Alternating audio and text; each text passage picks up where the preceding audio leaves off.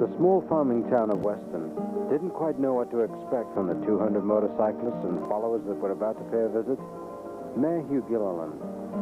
The first thought was when the townspeople found out that there was going to be motorcycles in town, they had the vision of more or less rough motorcycle riders that create problems.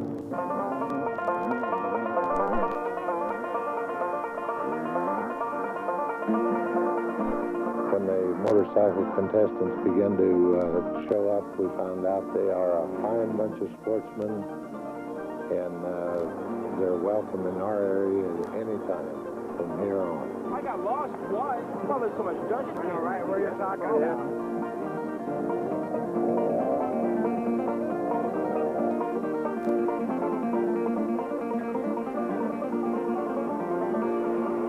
I didn't like the snow so much. It got too cold, though. Well, those that wore clothes on the ground, you know.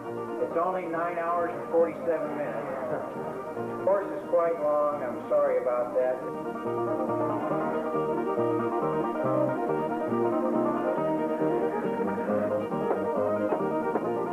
You know, I couldn't help it. That rock hit my chain guard. Oh man, I tell you, it must have been fun to watch from back here because I was way up in the air.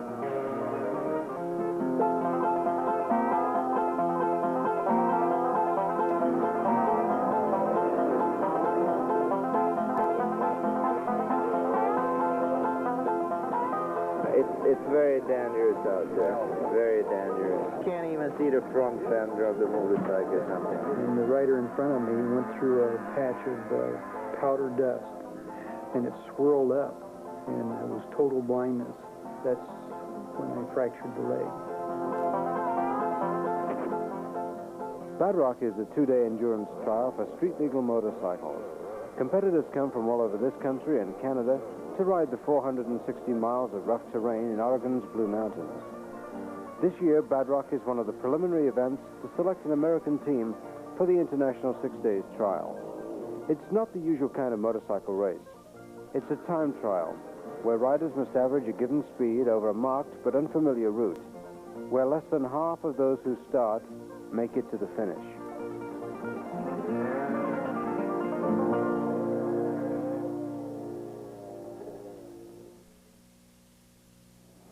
Sure hope it rains to settle the dust. Farmers aren't the only ones hoping it'll rain this weekend. Good morning, everyone. Ted Smith broadcasting from the Tapadera Restaurant in downtown Pendleton. One of the biggest events in the Pendleton country this weekend is the Bad Rock two-day field trial for motorcycles. And as you probably are aware of now, we have... The bikes are checked thoroughly to ensure that they comply with the law. The efficiency of the muffler is measured. Any that don't pass don't compete. He revs his bike up to a predetermined RPM, and I take a reading. Bob Canfield, Hodaka rider number 211. What do you think about this circuit, Malcom, and compared with the other circuits on the tour? Well, I really don't know what to expect yet, but by looking at the maps, it looks like a lot of roads, and I don't like a lot of roads. I think they should be tougher. I just got back from a trip on Australia, and I would like to have you on with me. God, I bet that was something. Yeah, 10,300 miles on a 125 in 21 days. Did you make it? Yeah, the whole thing. Days? First time anybody had ever been clear around the continent of Australia, averaging 500 miles a day. Crazy. I know it. Frame steering head. This trial is a test of the machine as well as the man. No part of the motorcycle may be changed during the 2 days, with the exception of tires, tubes, and light bulbs. Parts are marked and inspected both before and after the event. The cylinder head and barrel are being sealed, and Canfield signs the checking sheet. Hey, Robert, here's your oil. Oh, thank you. I think you mixed that last time at 32 to 1. Great. Very good. It worked real good. Very good luck on the run. I'll need it. Do you have a first aid kit on the bike or a snake bite kit or something? No, you got snakes up here?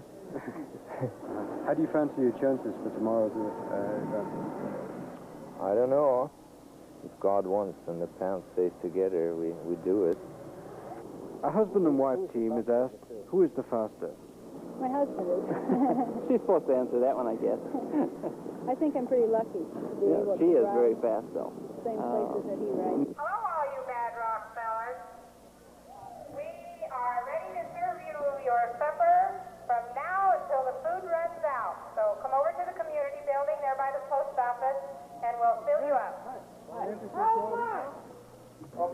After the scrutineering is over, and all of the bikes have been locked in the impound for the night, the riders and friends assemble for a meeting to hear about the course, the checkpoints, and the safety procedures. Robert Brooks, rider number 452, has already lost his card. For most, a good night's sleep. And then, 11 hours later,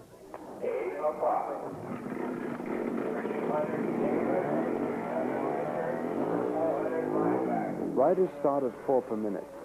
If they fail to start at their allotted time, they lose points. Ed Chestnut, Hodaka 404, gets going without any problem and winds his way through the streets of Weston out into the surrounding countryside. But the road didn't last too long. At Pine Creek, the real work began.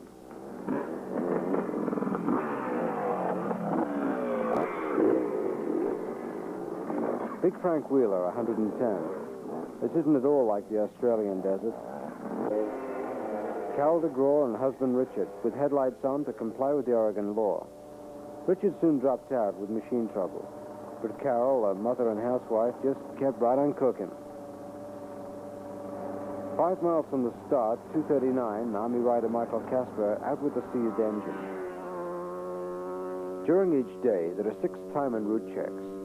Riders must arrive within 3 minutes of their allotted time, or they lose 1 point for each late minute. At each check, the riders take on fuel and refreshments from their waiting pit crews. Any other outside assistance means disqualification.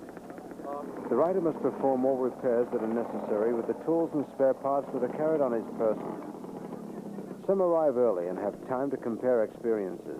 There was a little creek there before you got up, and here's 20 guys coming down, right? Turn around like a son of a gun. Yeah. Malcolm Smith, 327. As the rider's number appears on the visual display, they go forward to have their route card marked and are on their way again. They're not allowed to leave the check early, and any late time that they may have at one check cannot be made up by going faster through the next section. 35 miles from the start is the first of the special tests. That's Doug Wilford, last year's Bad Rock winner. 5 seconds.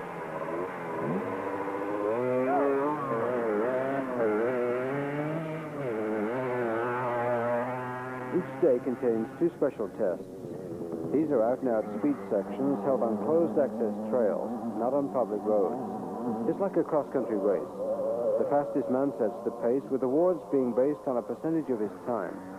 A gold medal standard is within 25% of the time set by the fastest man. Ed Chestnut getting his finishing time stamped on his card, and a little encouragement. 15 miles further on is a very pretty California gulch, a stopper for a lot of riders, including the only female competitor.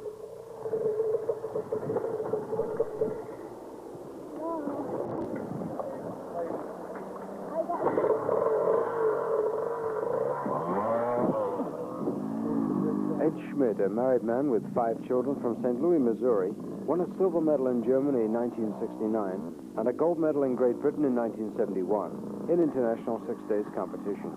But he's having a problem here today. He wears the official blue and white helmet colors of the American team in international competition.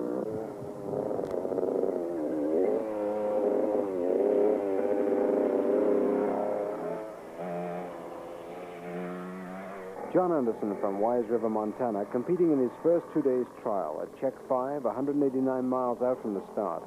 It's refueling time again. Big Frank Wheeler gets ready to change the second tire of the day. No, you can't fill the gas tank while the bike is on its side.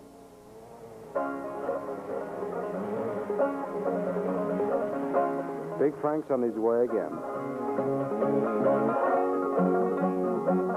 Ed Chestnut, 404.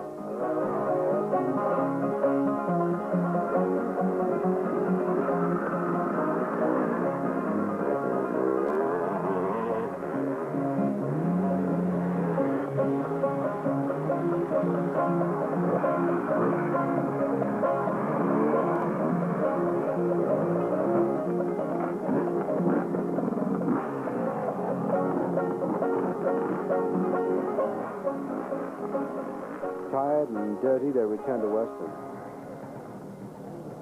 Their bikes are inspected and returned to the compound for the night. How do you think you fared overall today? Okay. Best woman rider. I didn't go too fast in the special test because I had a lot of slow people ahead of me and a lot of dust, and you couldn't see, and you had to take a chance. I don't like to take a chance. And what are you looking forward to tomorrow? Same thing in reverse. Well, I got a hunch they're going to increase the speeds tomorrow, and it's going to be a lot tougher. And increase the speed they did, making Sunday even more of a challenge. Yeah.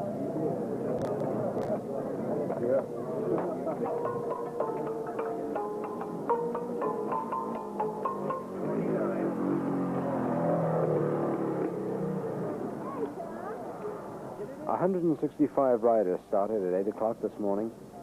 9 hours, 47 minutes, and 234 miles later, 53 riders had retired, either because of personal exhaustion, machine failure, or accident.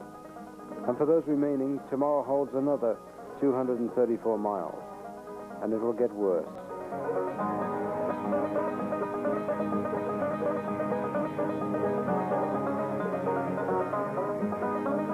What makes men and one woman come from all over the country to pit themselves against the extremes of snow and 26-degree temperatures and blinding dust with 90 degrees in the shade, to pound their bodies with endless bumps and falls, to wear out their leg muscles pushing and their arm muscles pulling and working 300 pounds of motorcycle all over Oregon's Blue Mountains.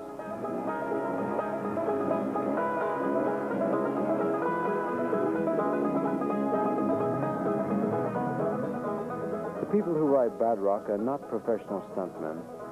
They're not professional motorcycle riders. They're everyday people. Teachers, truck drivers, shopkeepers, office workers. Bad Rock and events like it appeal to the basic challenging nature of mankind. Man's need to compete and succeed. The need that men have to confront the unknown.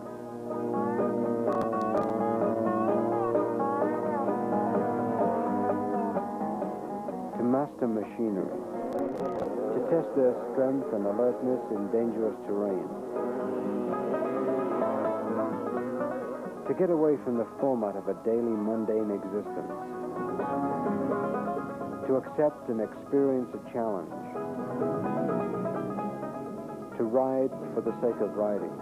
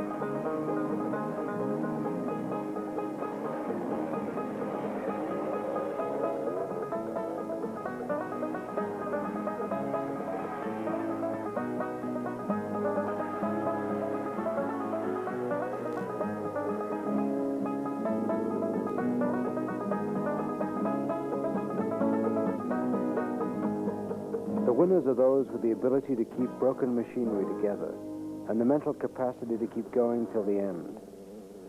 And they only count the winners at the end. Sunday morning, 7 a.m. The remaining 110 riders are there to start, but some machines just don't want to. And some riders, numb and tired from yesterday, aren't thinking too clearly.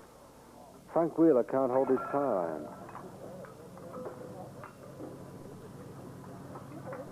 Riders have 15 minutes in which to work on their bikes before the start, and some of them need it, every minute of it, like Jim Ramsey of Costa Mesa, California. Sunday's route is the reverse of the previous day. Bob Canfield makes it away on time, with Carroll soon to follow. No one gets in this guy's way, nor this one either. Frank Wheeler, the Charlie Chaplin of the Enduro set. Dick Burleson just can't believe his eyes.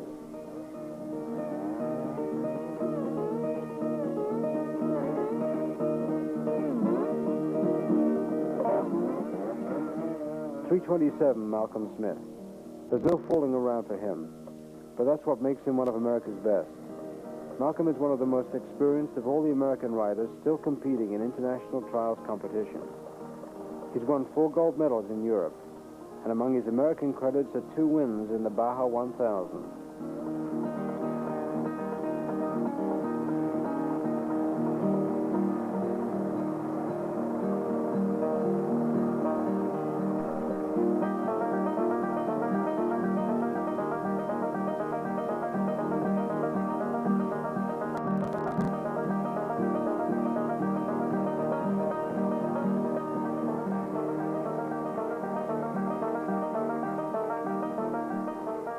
.22 miles out from the start, check 1, the Chateau.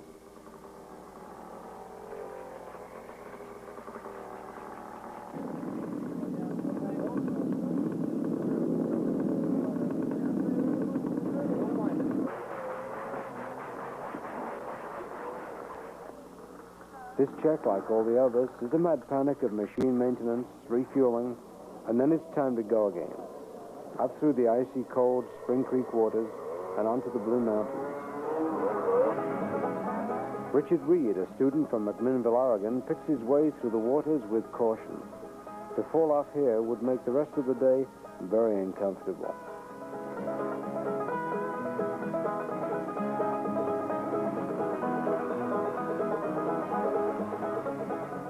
Crossing fast-running streams is not easy, even for Carroll, who by now is showing up many of the male competitors. Gary Schneider was one of the only American-made bikes in this event, the Rokon Automatic. He pauses a little to check out who's following. And there's his teammate without a rear fender and number plate. He'll lose points for that, as well as getting a very wet back. Up in the snow, the going wasn't getting any easier. Carol loses her footing as Barry Chodak, an attorney from Baltimore, Maryland, regains his.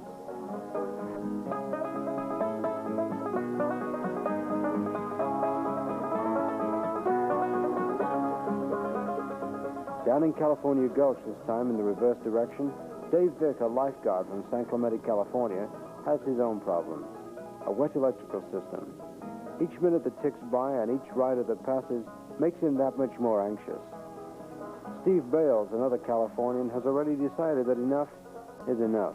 I crashed in the first special test and bent the forks and had a flat tire and was able to get the forks working a little while and change the flat and went about another 30 miles and had another flat. So I changed that. By that time the forks were collapsed again. So I went about another 10 miles and had another flat. So I rode it about 120 miles on the rim with a collapsed set of forks. I got to where I couldn't hang on no more. Somebody offered me a beer. I called it a day.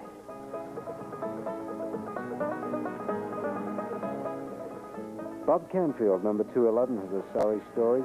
He was on gold medal time when that 1 in a million accident happened. He came upon a slower rider who hit a patch of powdery dust, which swirled up and blinded Bob, causing him to run into a pothole, fall, and break his leg. From his hospital bed, Bob continues the story. After I'd fallen and I seen that my foot was in a bad way, I reset it or straightened it by slapping around straight, and then I splinted it with 3 pieces of limb. I took cables out of my pack and removed the inners and made a real tight splint so that the foot was immobile. And there was 3 young ladies nearby that I had sent another rider back to come up to help me. And they come up and they helped me on the bike, and one of them kick-started it for me, and the other one put it in gear, and I rode the 5 miles back to the check.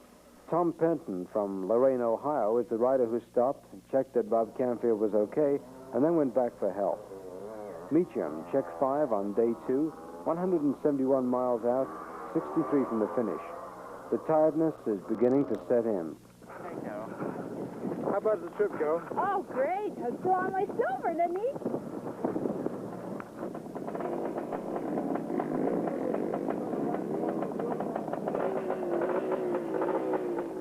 Look at that dirt. You got a message for your husband? Right now? Well, that's all.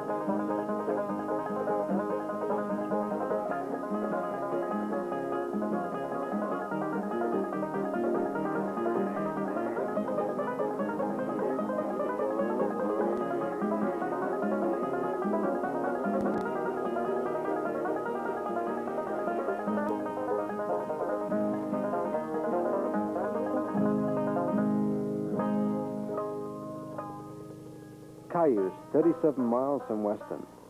This is the last checkpoint before the finish, and between it and home is the steepest hill on the course, Ryan Grade, rising 1,000 feet in less than a mile.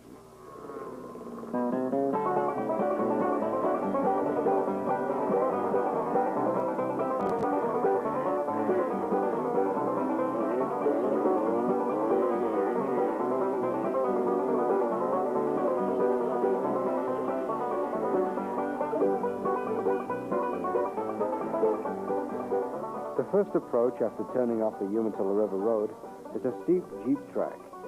One side of the trees, the steep trail is littered with rocks and clouded with dust.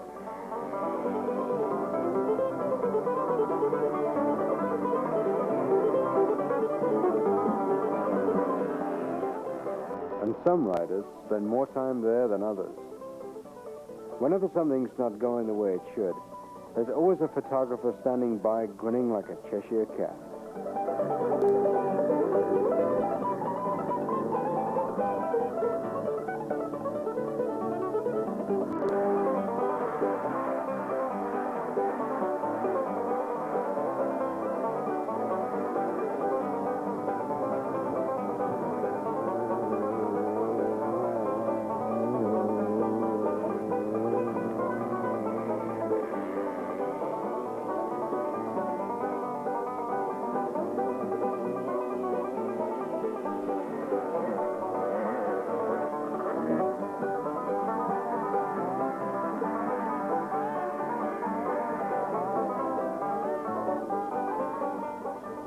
Malcom Smith makes everything look easy.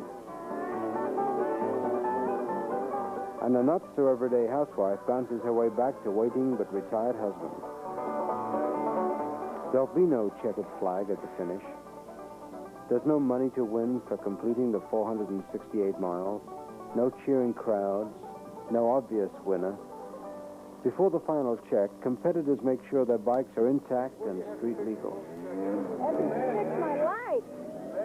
Making sure my lights work. They'll lose bonus points if they don't. It takes several hours for a computer to sort out the point system and time schedules. A gold medal will be awarded the top 25% of those who finish on time. And the fastest and most determined of these will represent America in the Olympic Games of motorcycling. the International 6 Days Trial. Up in the mountains, it was very snowy. Cold. Stuff up for cold you had? Yeah, fingertips. Replacing the applause of a crowd is the deep personal gratification that I finished, and maybe with a medal, where over half the starters didn't make it. Never had any problem until my scooter broke. They hide the tiredness, the exhaustion, behind the beaming happiness of having conquered Bad Rock. The challenge is to finish, and only you and the other riders know what it took to make it. What was the problem you had out there in the meadows? Electrical. How did it affect your time and trials? Very much, because it got me off my gold medal and onto bronze. I'll make it nice and clean. Hey, did you guys know I got my life coin? Yeah, I got credit for my life, Nitty. I went off the road once, through a bunch of stumps in that lava rock. It was during the first special test. Yeah. Man, I'm going to tell you what you were not. I'm scared to. Are you thirsty? Yeah.